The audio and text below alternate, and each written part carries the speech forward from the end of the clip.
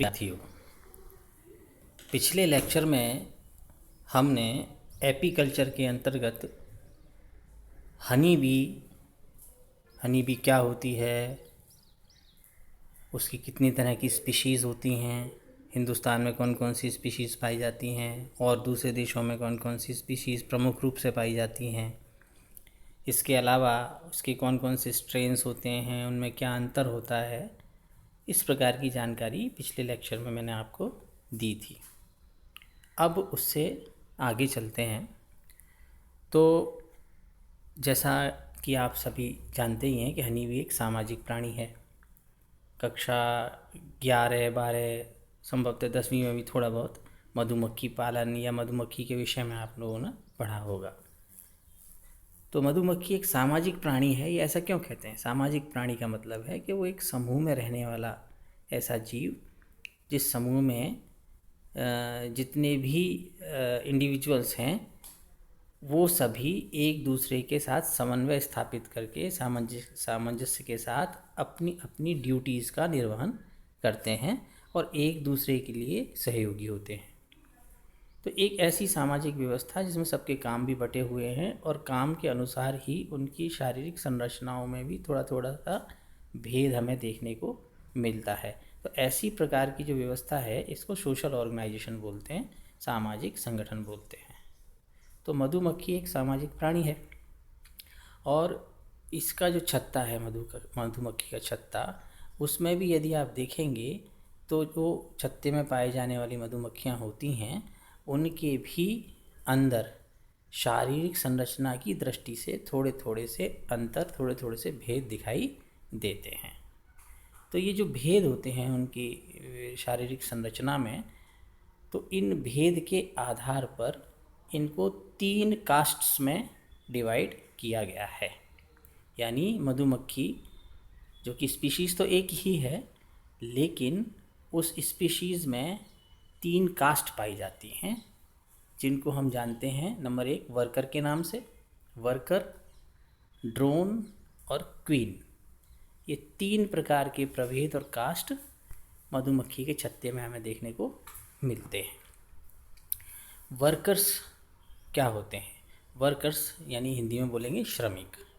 मधुमक्खी के छत्ते में जो श्रमिक मधुमक्खी होती है वो है बांझ मादा होती है, यानी स्टेराइल फीमेल होती है। स्टेराइल फीमेल मतलब वह अंडे देने में सक्षम नहीं होती, इसीलिए उसको स्टेराइल फीमेल कहते हैं। दूसरे प्रकार की जो मधुमक्खी देखने को मिलती है छत्ते में वो होते हैं ड्रोन्स। ड्रोन्स जो होते हैं वो फर्टाइल मेल होते हैं, जननक्षम नर होते हैं। इसी प्रकार तीसरे प्रकार की जो मधुमक्खी हमें छत्ते में देखने को मिलती है वो कहलाती है क्वीन, रानी मधुमक्खी। और ये जो मधुमक्खी होती है ये फर्टाइल फीमेल होती है, यानी जननक्षम मादा। ये अंडे देने में सक्षम होती है, जनन क्रिया के लिए सक्षम होती है। तो इस प्रकार से ये 3 कास्ट, 3 प्रभेद मधुमक्खी के छत्ते के अंदर रहते हैं। और ये तीनों प्रकार के जो प्रभेद हैं इनके अपने अपने अलग अलग कार्य हैं। एक दूसरे के सामंजस्य से अपनी अपनी ड्यूटीज़ को निभाते हुए ये इस सामाजिक संगठन को चलाते हैं। अब चूँकि एक ही स्पीशीज़ के अंदर हमें अलग अलग प्रकार की शारीरिक संरचनाएं दिखाई दे रही हैं, इसलिए इसको हम पॉलीमॉर्फिक स्पीशीज़ भी कहते हैं। ख़ास तौर से जो हम बात कर रहे हैं एपीकल्चर के अंतर्गत हिंदुस्तान में जो सबसे कॉमनली जो पाई जाने वाली मधुमक्खी है वो है एपिस इंडिका। तो एपिस इंडिका के छत्ते सामान्य रूप से भी हमें अपने आसपास दिखाई दे जाएंगे और लगभग पूरे देश में ही एपिस इंडिका देखने को मिलती है। और यही वो मधुमक्खी है जिसको हम आर्टिफिशियल कंडीशंस में एपीकल्चर के लिए इस्तेमाल करते हैं। तो ये जो एपिस इंडिका है इसके ये जो तीनों प्रभेद हैं वर्कर, ड्रोन और क्वीन, ये इसके आधार पर हम इसको पॉलीमॉर्फिक स्पीशीज़ भी कह सकते हैं। अब आते हैं वर्कर बी के कुछ एक्सटर्नल मॉर्फोलॉजी के बारे में कि इसकी बाहर की शारीरिक संरचना किस प्रकार की है। एक मधुमक्खी का जो छत्ता है एपिस इंडिका का, उस छत्ते में लगभग 40 से 50 हज़ार इंडिविजुअल्स पाए जाते हैं। यानी 40 से 50 हज़ार मधुमक्खियाँ एक सामान्य छत्ते में हमें देखने को मिलती हैं। और इस 40 से 50 हज़ार की संख्या में से 90% केवल वर्कर्स होते हैं, श्रमिक मधुमक्खियाँ होती हैं। इससे आप अंदाज़ा लगा सकते हैं कि छत्ते के अंदर सबसे महत्वपूर्ण कास्ट यदि कोई है तो वो है वर्कर बी, श्रमिक मधुमक्खी। और यही वो कास्ट है जो इस छत्ते को पूरी तरीके से बनाने से लेकर, मेंटेनेंस से लेकर और अंत तक के सारे कार्य जितने भी इनके सामाजिक संगठन में जुड़े हुए होते हैं उसमें अधिकांश कार्य श्रमिकों द्वारा ही किए जाते हैं। अब चूँकि ज़्यादा काम का बोझ है, तरह तरह के काम किए जाते हैं इस कास्ट के द्वारा, उसी के अनुरूप इनके शरीर में भी बहुत प्रकार के मॉडिफिकेशंस हुए और वो अलग अलग काम में पाए जाने वाले अंग विकसित हो जाते हैं। और डिटेल में आपको आगे बताऊंगा। अभी फ़िलहाल के लिए एक्सटर्नल मॉर्फोलॉजी में आप समझें तो क्या क्या चीज़ देखने को मिलती है इसमें। एक तो ये बात समझिए कि ये जो वर्कर बी है ये डिप्लॉयड होती है, द्विगुणित होती है, गुणसूत्र इसमें द्विगुणित संख्या में पाए जाते हैं। स्टेराइल फीमेल है, ये मैंने आपको बता ही दिया, डिप्लॉयड है और स्टेराइल फीमेल है। इसके अलावा यदि आकार की दृष्टि से देखें तो तीनों जो प्रभेद हैं, क्वीन है, ड्रोन्स हैं और वर्कर हैं, इनमें सबसे छोटा आकार यदि किसी मधुमक्खी का है तो वो वर्कर बी का है। यानी वर्कर बी जो होती है वो साइज़ में सबसे छोटी मक्खी होती है छत्ते के अंदर। चूँकि ये एक इंसेक्ट है, आर्थ्रोपोडा का जो क्लास इंसेक्टा है उसके अंतर्गत मधुमक्खी आती है। और इंसेक्ट्स की कुछ जो प्रमुख लक्षण होते हैं उनमें से एक लक्षण ये भी होता है कि इंसेक्ट्स का जो शरीर है 3 भागों में हम उसको विभाजित कर सकते हैं, सिर, वक्ष और धड़ या उदर, यानी हेड, थोरैक्स और एब्डोमेन। उसी प्रकार से मधुमक्खी का भी शरीर 3 भागों में विभक्त होता है, हेड, थोरैक्स और एब्डोमेन। इसका जो सिर होता है एक ट्रायंगुलर शेप में, एक तिकोने आकार का सिर होता है, जिसमें इसका एक सिरा नुकीला होता है और वो जो नुकीला सिरा होता है वहीं इसके माउथ पार्ट्स भी लगे होते हैं। माउथ पार्ट्स यानी मुखांग। मुखांग वो अंग जो कि भोजन ग्रहण करने में, भोजन को पहले तो उसका इनटेक करना, फिर उसको यदि चबाना है, चूसना है, किस प्रकार से उस भोजन को हमको अंतःग्रहण करना है, उसके अनुरूप इसके शरीर में जो मुखांग पाए जाते हैं वो नुकीले सिरे की तरफ पाए जाते हैं। ऊपर का सिरा इसका थोड़ा सा चपटा और बड़ा होता है। मुखांग इंसेक्ट्स के अंदर कई प्रकार के पाए जाते हैं। वो निर्भर करता है कि वो किस प्रकार का भोजन ग्रहण करते हैं और किस विधि से करते हैं, है ना। अब जैसे ये है मधुमक्खी, तो इसको क्या करना होता है, ये मधुमक्खी फूलों के ऊपर जाके बैठती है, वनस्पति के ऊपर जाके बैठती है और वहाँ से उनका जो रस होता है, नेक्टर जो होता है, उसको ये सक करती है, चूसती है। इसी प्रकार से जो फूलों के परागकण होते हैं, उन परागकण जो होते हैं उनको भी ये ग्रहण करती है और वो भी भोजन के रूप में इस्तेमाल किए जाते हैं। तो इस प्रकार उसी के अनुरूप इसके जो माउथ पार्ट्स होते हैं, मुखांग होते हैं, वो चूइंग और लैपिंग टाइप के कहलाते हैं। थोरैक्स जो होती है इसकी, थोरैक्स वाला हिस्सा, वक्ष वाला हिस्सा, उस पर 3 जोड़ी टांगें पाई जाती हैं, 3 पेयर्स ऑफ लेग्स। और इसके साथ ही इसके शरीर में बहुत ही मजबूत और बहुत पावरफुल विंग्स यानी पंख पाए जाते हैं। क्योंकि ये जो श्रमिक मधुमक्खी होती है इसको बहुत सारे काम करने होते हैं। उन कामों में भोजन की खोज करना, उसके लिए खोज के लिए जाना और फिर उसके बाद भोजन को इकट्ठा करके वापस लेके अपने छत्ते में आना, वहाँ स्टोर करना और उसके बाद फिर जाना। तो लगातार अथक परिश्रम ये मधुमक्खी करती है। तो बहुत सारी फ्लाइट इसको लेनी पड़ती हैं, कई बार इसको उड़ना पड़ता है, इसलिए इसके पंख जो होते हैं वो बहुत मजबूत होते हैं और ताकतवर होते हैं।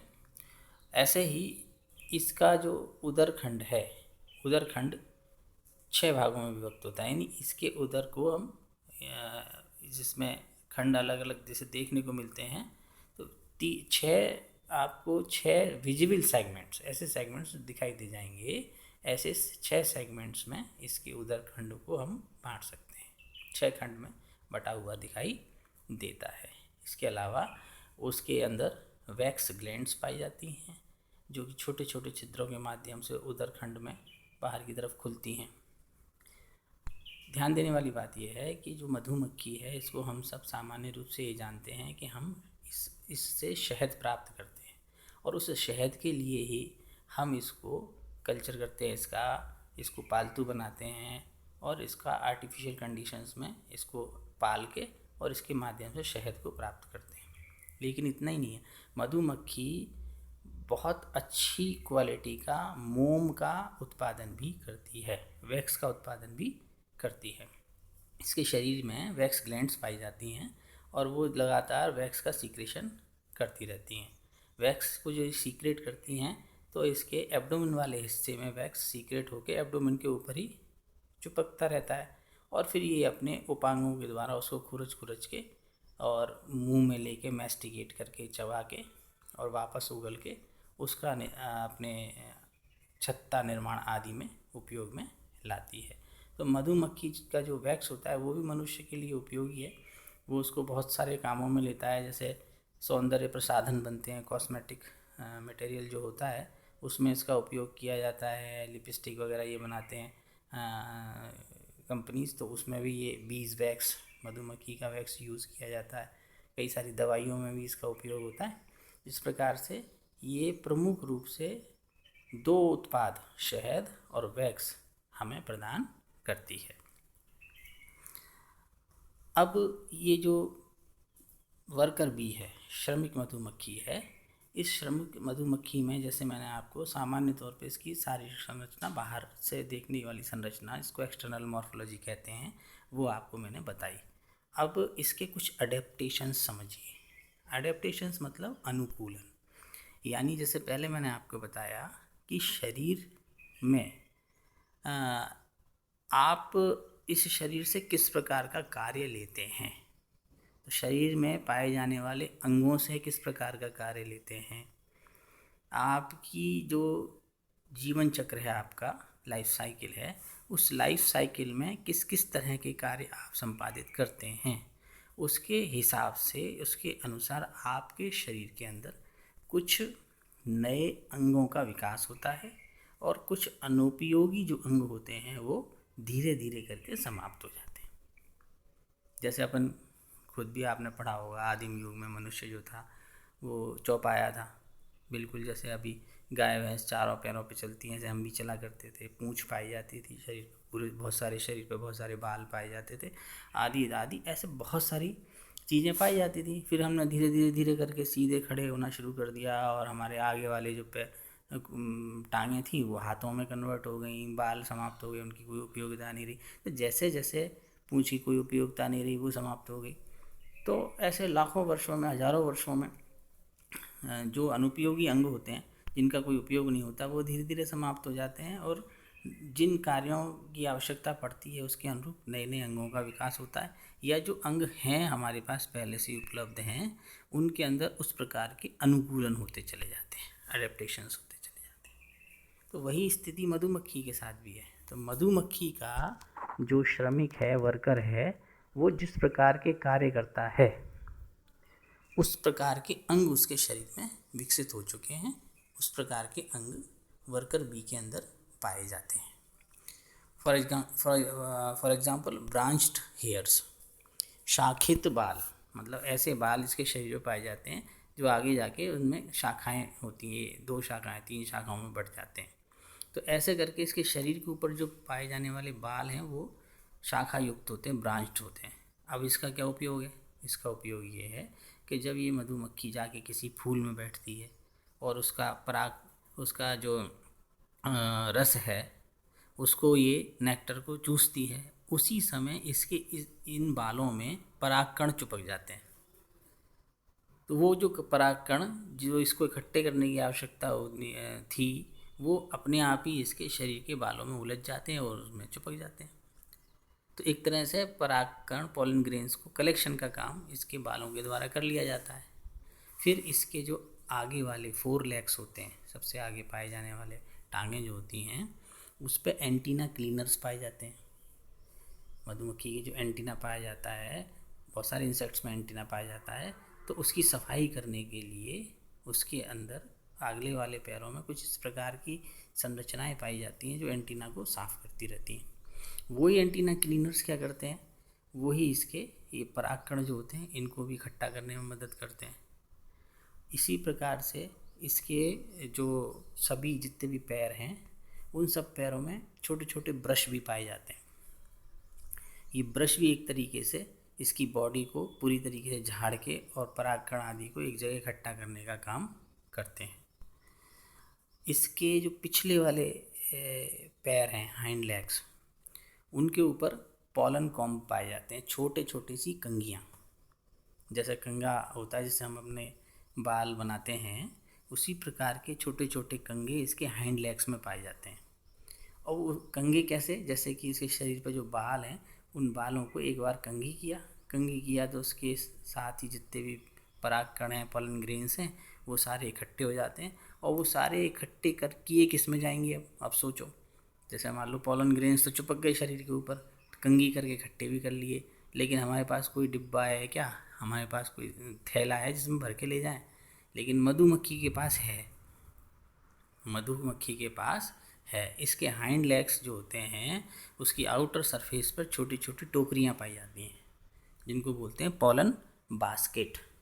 तो ये छोटी छोटी पॉलन बास्केट जो पाई जाती हैं, ये पॉलन ग्रेन्स जितने भी इसके शरीर पे चिपकते हैं, उन सबको पॉलन कॉम्ब, पॉलन ब्रशेस की मदद से इकट्ठा करके और उस पॉलन बास्केट में डाल दिया जाता है, जिसको जब ये अपने छत्ते पर लौट के आती है, वहाँ आकर स्टोरेज चैम्बर्स में वापस से खाली कर लिया जाता है।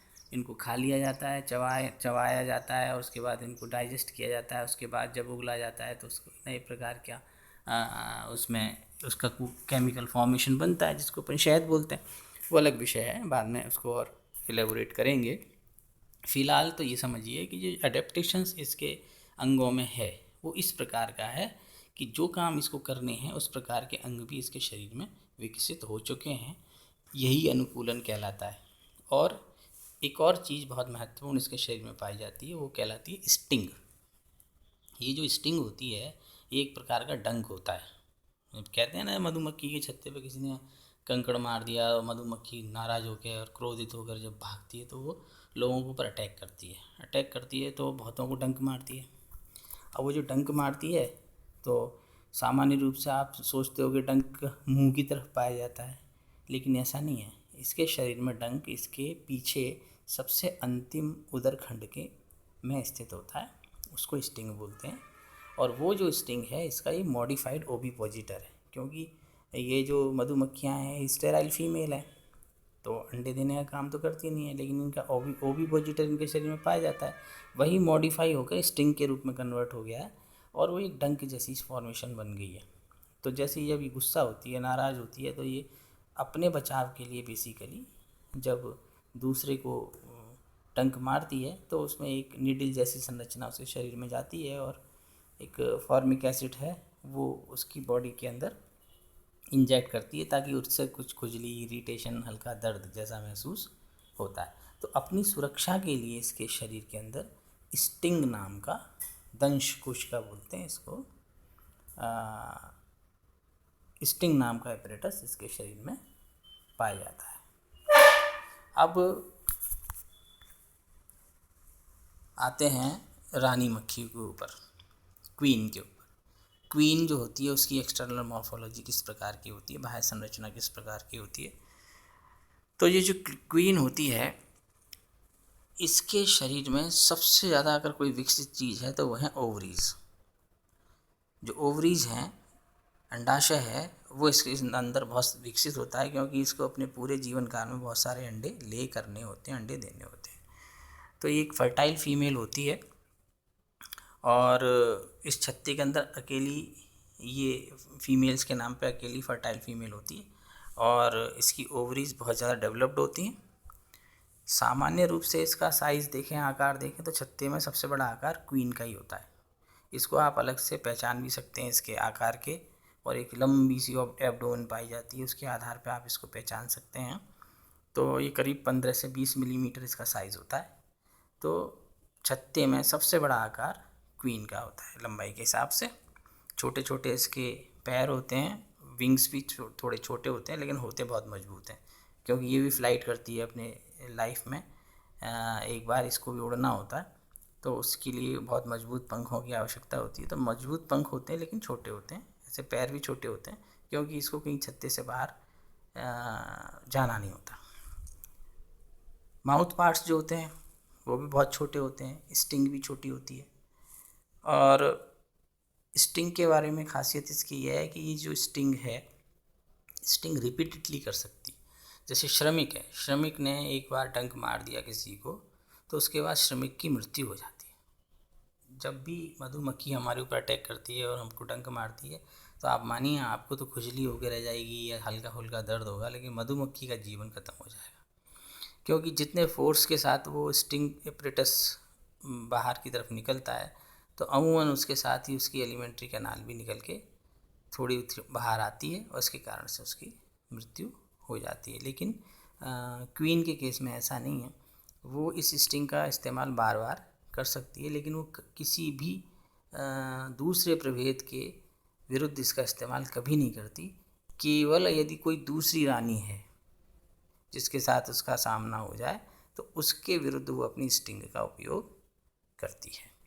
तो ये कुछ एक्सटर्नल मॉर्फोलॉजी क्वीन के बारे में हुई। इसकी जो क्वीन की विशेषता सबसे बड़ी ये है कि ये बहुत बड़ी मात्रा में अंडे देती है, इसलिए इसके शरीर में उसी प्रकार के एडेप्टेशंस हुए, यानी इसका एब्डोमेन का पोर्शन लंबा हो गया, बड़ा हो गया, और ओवरीज बहुत ज़्यादा डेवलप हो गई, क्योंकि छत्ते के अंदर एकमात्र यही प्राणी है जो जनन की क्रिया जिसके माध्यम से संपन्न होती है। अब आते हैं ड्रोन्स के ऊपर। ड्रोन्स जो हैं ये तीसरा प्रभेद है छत्ते के अंदर, और ये हैप्लॉइड फर्टाइल मेल्स होते हैं। ये अगुणित होते हैं, इनमें गुणसूत्रों की संख्या आधी होती है। पार्थेनोजेनेटिकली इनका विकास होता है, और ये फर्टाइल मेल होते हैं।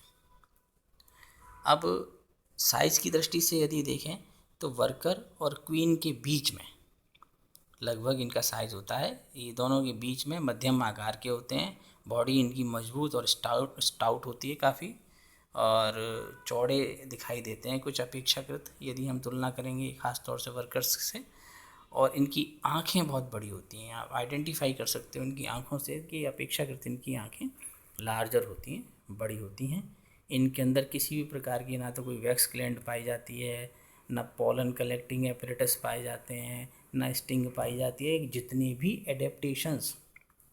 भी एडेप्टेशंस जो वर्कर के अंदर हुए थे, वो ऐसा कुछ भी इनके अंदर नहीं पाया जाता।